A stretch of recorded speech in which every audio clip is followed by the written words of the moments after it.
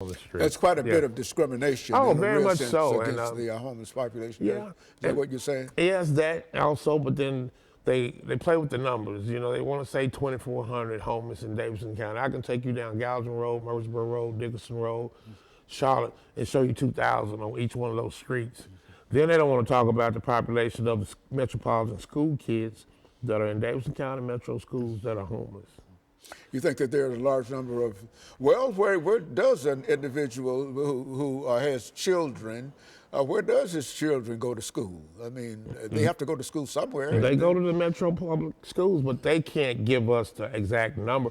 But we know, I know at least 2 years ago, it was estimated that we had 8,000 metropolitan public school kids that were homeless. Homeless, no place to call. And so they try to say that we have like 24, 25, they do the count.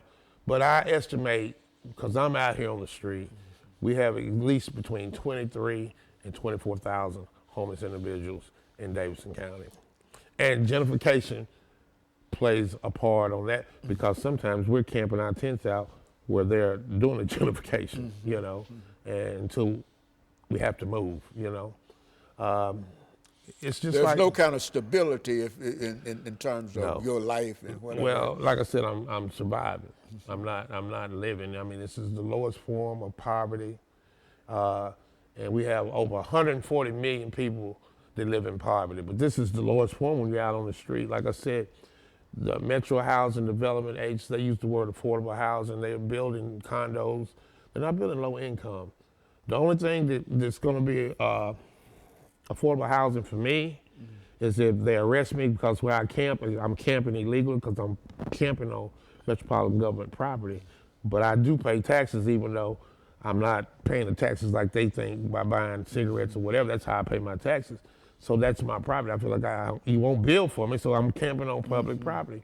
So therefore, when they arrest me, they're going to send me to affordable housing, which is called a jail. And it will, our new jail will open up. Affordable housing. It's green light special. And they're going to open this new jail up in July.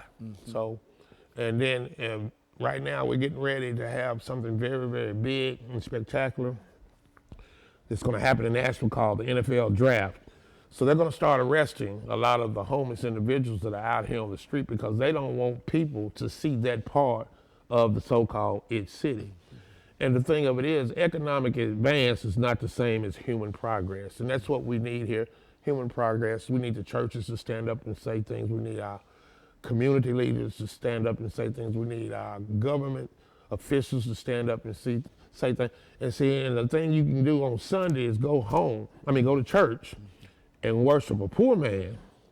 And guess what? He was homeless. And his name is Jesus. And then you ignore one Monday through Saturday. And so the homeless population really isn't given any real opportunity to move beyond homelessness. Would you say that might be a problem? What they do is a lot of talk. They want to act like they want to really help us, but they're not helping us at all, because anytime, if you have an experience, B.B. King used to say, in order for you to sing the blues, you had to live the blues. So there's no way someone that hasn't experienced a homeless lifestyle can tell me how to live, because you don't know. So if you're going to discuss something and not include us in the discussion, you're doing nothing for us at all. So there's a lot of uncertainty in a real sense. There's no real pattern in terms of how, when you get up in the morning, you don't have any idea where you might lay your head. Well, I do.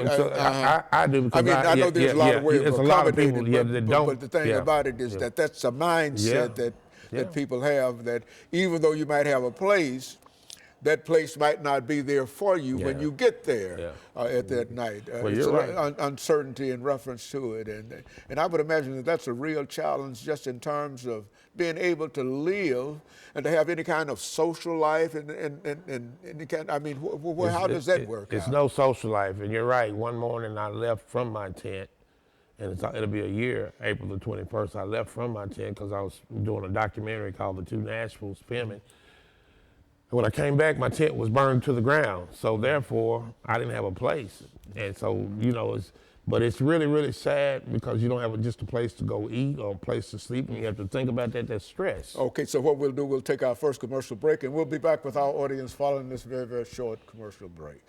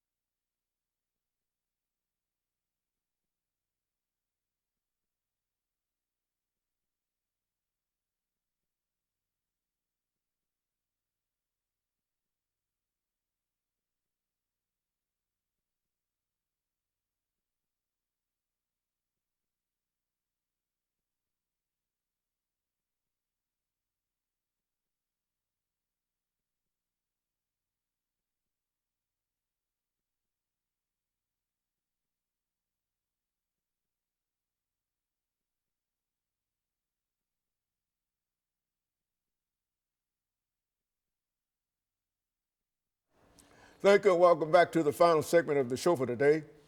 We're talking to Mr. Howard Allen, and the topic is homelessness and gentrification in Nashville. Now, so let's see if we can look at this last segment, Mr. Allen, and to have you to enlighten our audience in terms of some of the challenges over the next 10 minutes of being homeless. When you get up in the morning, do you have, what about taking care of your body and eating? And I mean, what are some of the typical kinds of things that persons that don't have a home face once they get up out of whatever bed they're laying in at that particular moment? Well, we have been blessed with Father Charles Strobel that does the Room in the Inn, where during the winter months from November the 1st to March 31st, the churches bring us in, and therefore that takes a big burden off a homeless individual for that night because he's able to take a shower, get up and have breakfast. But for me, I just have a system, and I can't just tell you everything I do because some of it's top secret. But anyway, we have a company called, a nonprofit called Shower Up, and that's a great organization where they have 2 shower trucks. They bring them on Saturday, Sundays, and Mondays downtown, where you can go in and take a nice hot shower and get a change of clothes. But it's kind of hard when you can't just go down to the campus or the mission. Some people don't want to go to the mission to take a shower, so you just have to deal with that situation. But I wanted to let you know that homelessness now starts with babies because, you know, you can take my house, you can take my money, you can take my wife, and then you can run into another young lady whose husband, house, and money's been taken. But one thing you can't stop people from doing, that's having sex. And they do that in the homeless community just like they do it in the housing community. So kids are being born in homelessness. Our homelessness population is starting very high now with youth. I mean, from 18, 19, 20, 22, 24. We have a large LGBT community in the homeless population. So I don't know what's that like for some of them, because that's like a double whammy because they're gay and they're homeless too. But, you know, it's just a lot of different aspects dealing with homelessness, and nobody said in the 3rd grade, said it and said, I'm gonna grow up to become homeless. It's just decisions happen, things happen, loss of rent, sickness, whatever can happen. And you can become without. I mean, you know, you had people that dealt with Katrina, you had people that dealt with the fire in Gatlinburg, and even though they had insurance and eventually they were gonna be rebuilt, but for that moment they were homeless and they were dependent on a disaster relief, Red Cross or the church or whatever to help. And none of us in the homeless community are asking for a handout. We just want a hand up. And it's hard to get that because some people, homelessness scares a lot of people. Either you might pull me down where you are, or, and then sometimes they act like they don't see it, but you see it every day.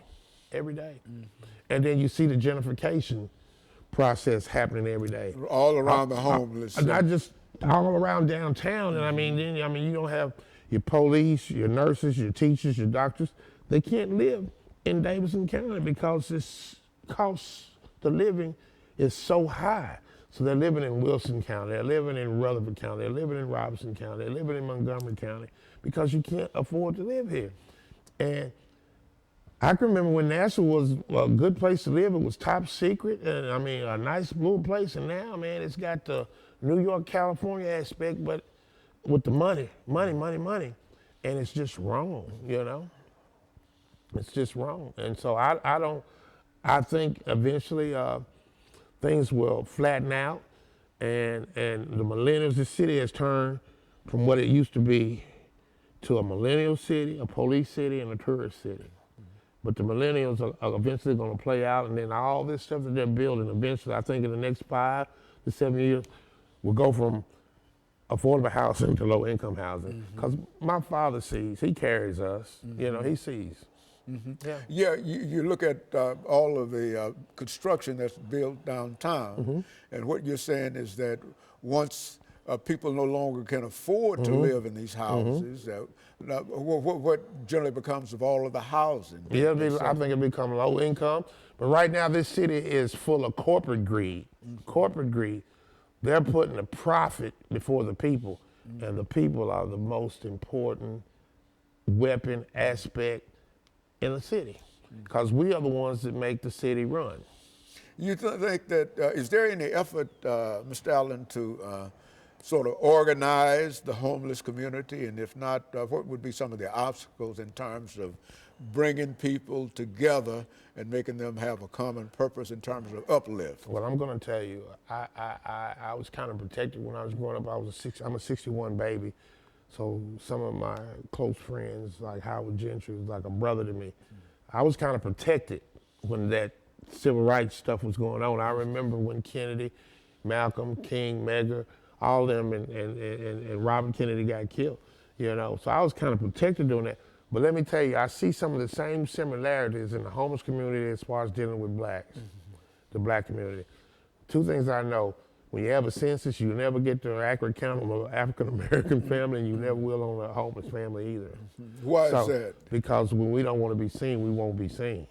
And the homeless community, we walk down the alleys, we sleep under the railroad track, and we'll know when the count is coming at 2 o'clock in the morning. So we're not going to be at our camp. And African-Americans are the same way. But yeah, and we're not together just like the African-Americans. Well, what is the purpose of trying to make an assessment in terms of the people in Nashville who are homeless? I mean, what's the purpose of that? I'm going to tell you, the homeless community is a community that you can make money off of. Homelessness is a $1 billion industry, so it's a commodity. They talk. Now, some people actually do really want to help, but that's a $1 billion industry. So why fix that? If you were a case manager, you had 800 people that you had to put in housing, and you put 800 people in housing, what's that going to leave you after you put them in without a job? So why fix that? And it's a revolving door. People become homeless every day. People that you wouldn't think to be homeless are homeless. And I see a lot of people tell me, Howard, you don't look homeless. What does homeless look like? So I asked the question, you know? And who would you say is the most famous homeless person that you know in your life? Dr. Haney, who would you say? I'm not sure I would know. It'd be Jesus. Jesus? Oh, I see what you're saying. Yeah, that's how I get a lot of people. Yeah, yeah. Jesus. Without anything. That's right. In a real anything. sense, that's right. Yeah, very good. Yeah. Well, how many homeless people relate to Jesus, though? Oh, we got to get it we get that every day, especially if you're in the mission. Oh, yeah? Yeah, they come. That's how they come, the religious aspect. But let me tell you, we know them better than a lot of people, because anytime, like me, for instance, I've slept in 15-degree weather, and I drink a lot of water, where I was in a box. And when I woke up the next morning, I was able to break my box down, and then when I went to get my water was froze. And my body's 85% water. So that's God. It's nobody but God, and I know it. Here I am, asleep and able to get up, and then I break my campsite down, then I go back to get my water, and my water's froze. And so now there are a large number of